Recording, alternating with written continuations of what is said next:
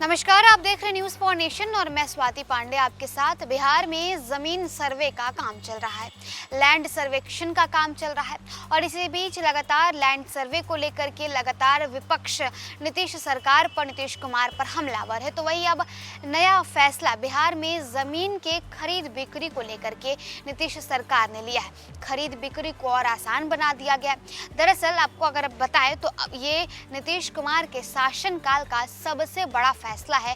बिहार में खरीद बिक्री में नया अपडेट। लगातार बिहार में 20 अगस्त से ही भूमि सर्वेक्षण का काम चल रहा है। तमाम जो अधिकारी पदाधिकारी हैं इसे लेकर के बड़े बड़े मीटिंग्स भी कर रहे हैं। विपक्ष का कहना है कि भूमि सर्वे की वजह से बिहार में आंतरिक कलह जो है वो बढ़ सकती है, पारिवारिक माहौल खराब हो सकता है। लेकिन बावजूद इसके नीतीश कुमार रुके नहीं हैं। लगातार बिहार में लैंड सर्वे का काम हो रहा है और अब जमीन खरीद बिक्री को लेकर के नीतीश कुमार ने बड़ा फैसला लिया है और नया अपडेट किया है।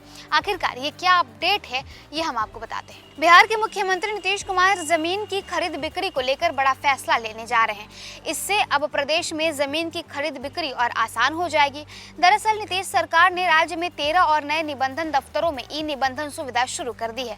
विभागीय सूत्रों की माने तो 28 अक्टूबर तक 85 निबंधन कार्यालयों में ई निबंधन की सुविधा शुरू की गई है। अगले महीने तक सभी 136 निबंधन कार्यालय में ई निबंधन प्रक्रिया शुरू हो जाएगी।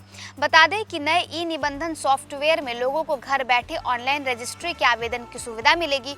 वहीं राज्य सरकार ने सरकारी और सार्वजनिक परियोजनाओं के लिए अधिग्रहित की जाने वाली जमीन का मुआवजा निर्धारित करने के तरीके में बदलाव किया है।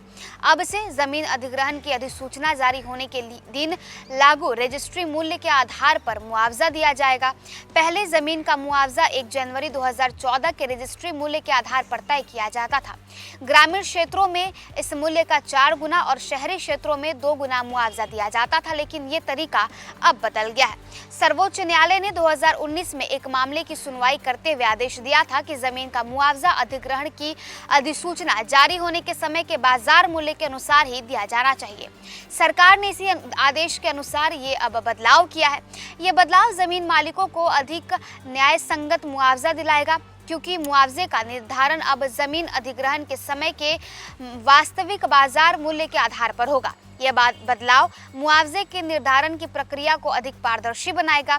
इस बदलाव से जमीन अधिग्रहण को लेकर होने वाली विवादों में भी कमी आएगी। राजस्व एवं भूमि सुधार विभाग ने इस संबंध में एक नया आदेश जारी किया है। इस आदेश में पुराने सभी नियमों को रद्द कर दिया गया है। ये बदलाव तुरंत प्रभाव से लागू भी होगा।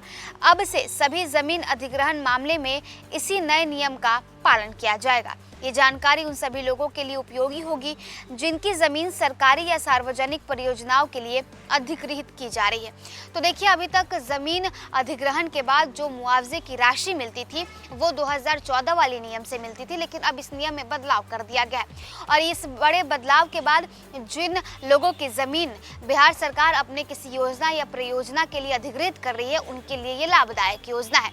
आपको बताएं तो बिहार में इसे लेकर के अब नया जो है सिस्टम लागू होगा। राजस्व एवं भूमि सुधार विभाग द्वारा ये नियम बहुत जल्द बिहार में लागू कर दिया जाएगा। फिलहाल इस अपडेट में बस इतना ही। आप देखते रहें न्यूज फॉर नेशन।